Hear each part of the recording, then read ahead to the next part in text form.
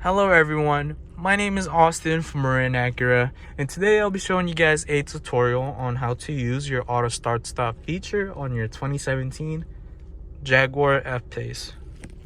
So, in order to access this feature, we must first go to the center console.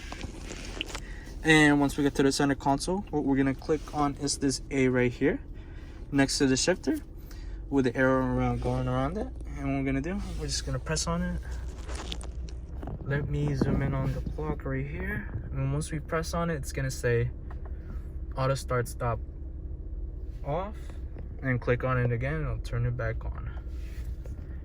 And basically what this feature is about is, for example, you're coming into a stop at a stoplight and you're fully pressed on the brake.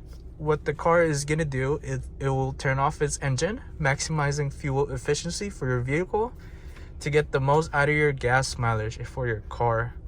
But if you don't like the feature of the engine shutting off and on all the time, then you could definitely turn it off right here. You have a freedom to do so if you would like.